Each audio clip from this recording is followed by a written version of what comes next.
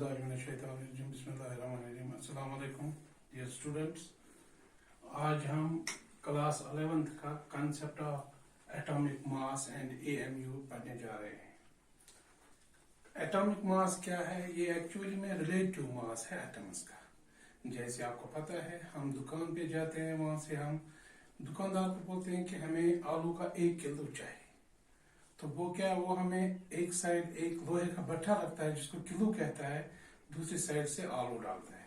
इसका मतलब है जो एक लोहे का भट्ठा है ये इसका रिलेटिव मास है, इसका रिलेटिव मास है, तब ये हमें आलू देता है। इसी तरह जब हम गोल्ड स्मिथ के पास जाते हैं तो वहां पर किलो का काम नहीं चलता, वहां पर बिल्कुल डेसिमल्स का काम चलता है। डेसिमल्स में वो सोने को तोड़ता है। इसी तरह जब आगे आगे जो पीरियोडिक टेबल है, एलिमेंट्स 1960 से पहले डिस्कवर होने लगे, धड़ाधड़ डिस्कवर होने लगे।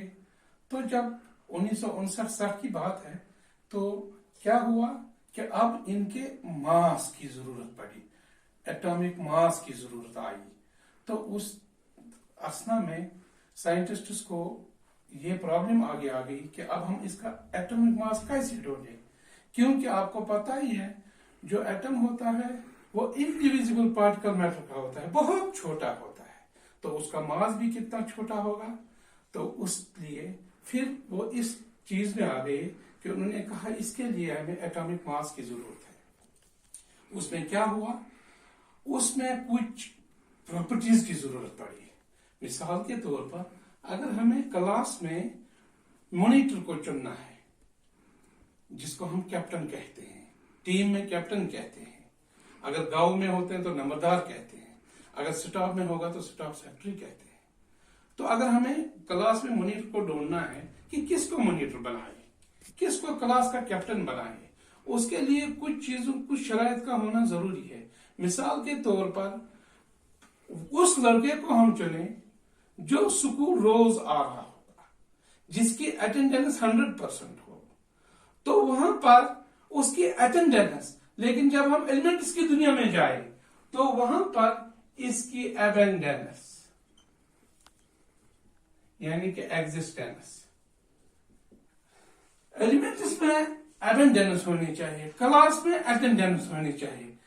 एक जैसे याद रखने के लिए आसान है, मिलता जुलता है कि वो लड़का कैप्टन बने जिसको अटेंडेंस कम से कम 100% होनी ही चाहिए।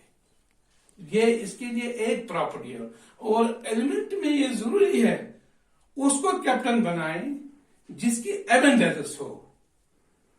नंबर 2, जब हम दूसरा चीज देखते हैं कि भाई अब इस लड़के को हम कैप्टन बना रहे हैं, तो इसके लिए जरूरी है ये बिल्कुल चुप करके नहीं बैठना चाहिए, इसकी रिएक्टिविटी बिल्कुल कम नहीं होनी चाहिए। ये लोगों के साथ मिलना, बाकी लड़कों के साथ थोड़ा बहुत मिलना जुलना इसका होना चाहिए। तो आइए आप एलिमेंट की दुनिया में, वहां पर अगर हम कहेंगे लीस्ट रिएक्टिव, इसका मतलब है उस लड़के को ले लेंगे हम जिसका कम मिलना जुलना ना हो, उसको हम कैप्टन नहीं बनाएंगे।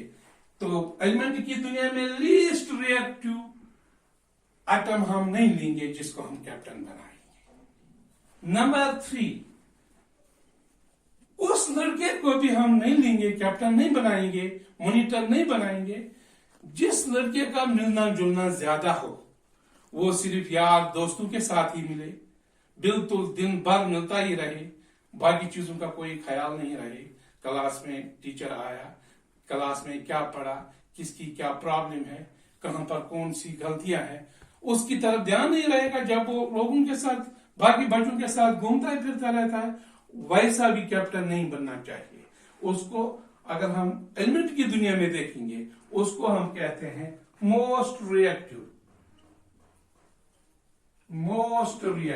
इसका मतलब है मोस्ट रिएक्टिव भी नहीं होना चाहिए एटम, उसको भी एलिमेंट्स में कैप्टन बनाने की जरूरत नहीं है।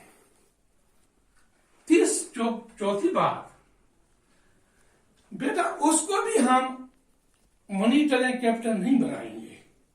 जो जिसकी रिश्तेदारी क्लास में हो, जिसके भाई बहन चचेरे भाई क्लास में हो, उसको भी कैप्टन बनाना नहीं चाहिए, क्योंकि उससे भी प्रॉब्लम हो जाएगी। उससे क्या प्रॉब्लम हो जाएगी?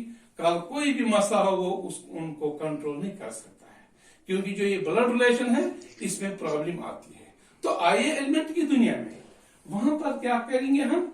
अगर हम वहां पर देखेंगे, वहां पर भी रिश्तेदारी नहीं होनी चाहिए, वहां पर रिश्तेदारी भाई बहन।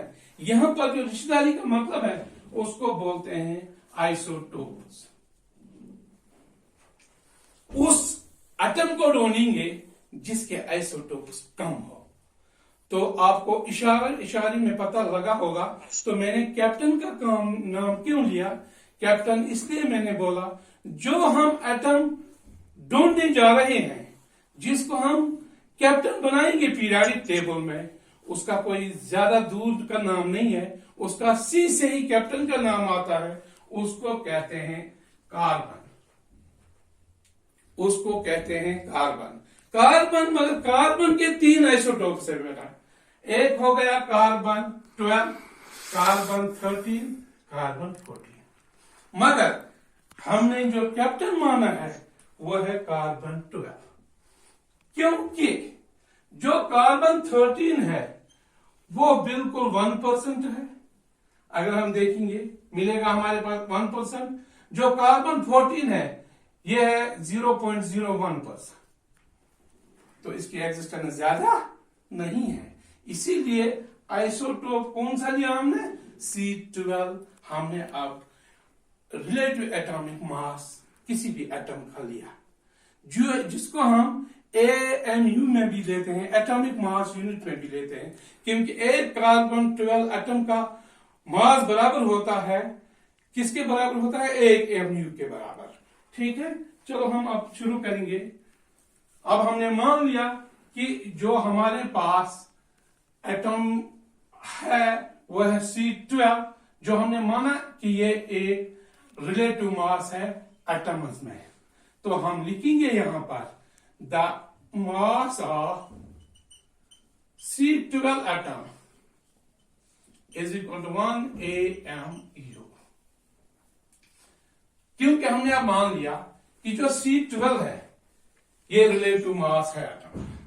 तो एक एटम का C12 का मास जो है बराबर होता है 1 AMU। तो इसका मतलब है जब हम 1 AMU लेते हैं तो ये हो गया 12 एटम का C12 का, तो हम कह रहे हैं ये बराबर है 12 AMU। The mass of C12 atom is equal to 12 AMU। तो इसका मतलब है AMU किसके बराबर होगा? ये लीजिए, मास of C12 atom divided by, ये नीचे आएगा, डिवाइडेड बाय 12। तो ये आपके लिए पहला फार्मूला बन गया। 1 AMU is equal to mass of carbon 12 atom divided by 12। ये पहला फार्मूला हमारे पास है, पहला फार्मूला। इसके बाद हमें पता है एटॉमिक मास ऑफ कार्बन वो बराबर होता है 12 ग्राम पर मोल। बच्चों ध्यान रखना, 12 ग्राम पर मोल। जब मोल है पर मोल, हमें पता है एक मोल का मास क्या होता है? 6.023 into 10 raised power 23, that is Avogadro's number. इसका मतलब है कि जो 1 मोल होता है ये हो गया 1 मोल ऑफ कार्बन। 1 मोल जब होगा तो 1 मोल हमें पता है 6.022 into 10 raised power 23 atoms of carbon is equal to 12 gram, is equal to 12 ग्राम। अगर हम ये हो गया 6.22 into 10 raised power 23 एटम्स। अगर 1 एटम का लेंगे हम 1 carbon atom is equal to 12 divided by, ये नीचे आएगा 6.022 into 10 raised power 20, 10 raised power 23। ठीक है, इसके बाद क्या होगा, ये जो 1 कार्बन एटम का आएगा, 1 carbon atom 12 divided bye 6.022 into 10 raised power 23, इसको हम Na भी लिखेंगे, where Na is called Avogadro's number, where Na is called Avogadro's number। शाबाश। इसके बाद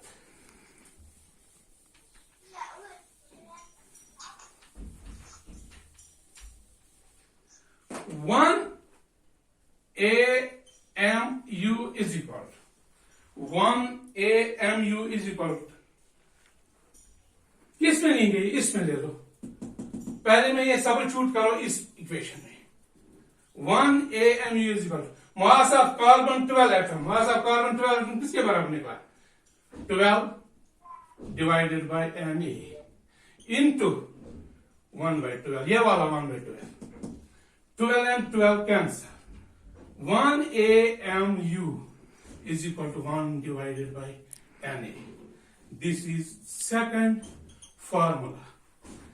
पहला क्या है, 1 mu बराबर है मास ऑफ कार्बन 12 डिवाइडेड बाय 12। दूसरा क्या है, 1 AMU is equal to 1 divided by Na, where Na is called Avogadro's number।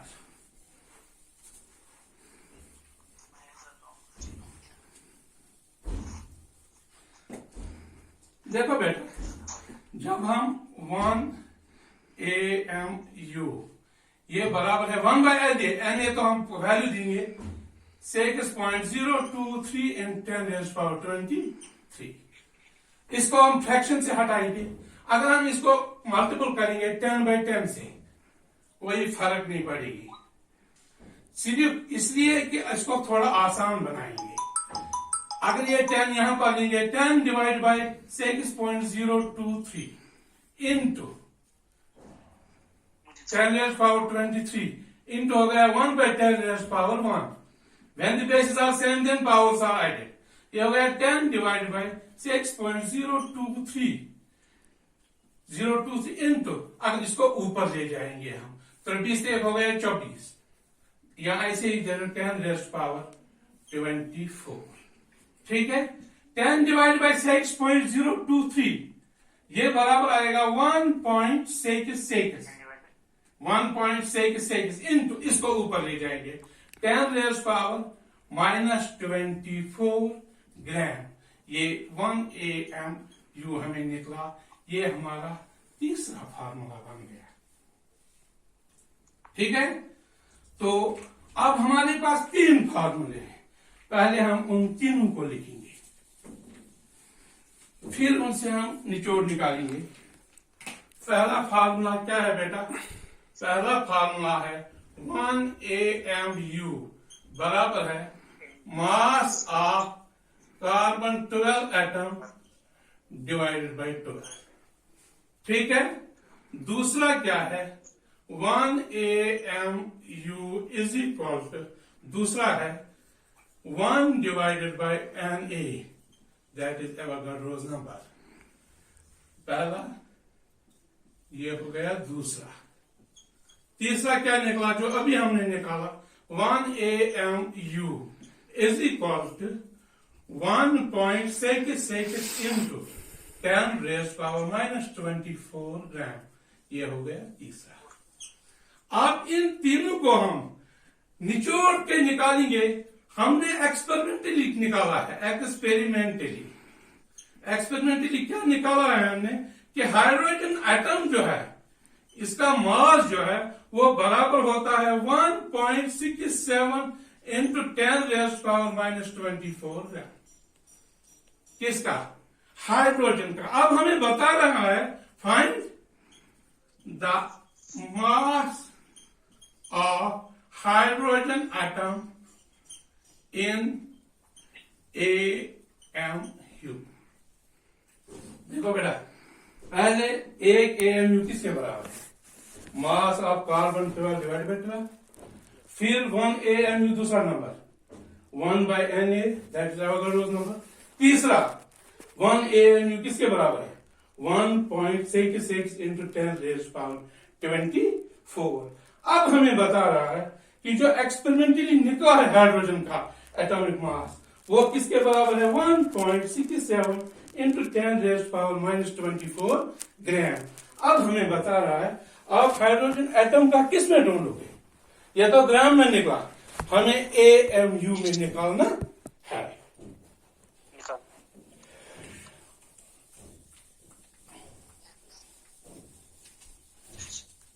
इसका मतलब है कि हाइड्रोजन इन AMU बराबर है 1.67 into 10⁻24 gram divided by 1.66 into 10⁻24 ग्राम पर AMU। जैसे आपको पता है, हमें पता 1 किलो जो होता है उसमें कितने ग्राम होते हैं? 1000। इसी तरह 1.66 10⁻4 ग्राम पर AMU। तो जब हम पर AMU ऊपर का ग्राम और ग्राम कैंसल, 10⁻24 कैंसल, ये क्या रहा? 1.67 डिवाइड बाई 1.66, यह आएगा 1.0087 AMU। ये एक हाइड्रोजन का एटॉमिक मास हो गया, जिसको हम बराबर लेते हैं 1 के बराबर। क्योंकि जब हमने पहले रिलेटिव मास में देखा था, पहले हमने कैप्टन हाइड्रोजन को चुना था, बात नहीं बनी। फिर ऑक्सीजन को चुना था, नहीं बनी। तो लास्ट पर C12 आइसोटोप जो है कार्बन का, उसको माना गया है रिलेटिव मास के लिए। ऑल द बेस्ट, खुदा हाफिज।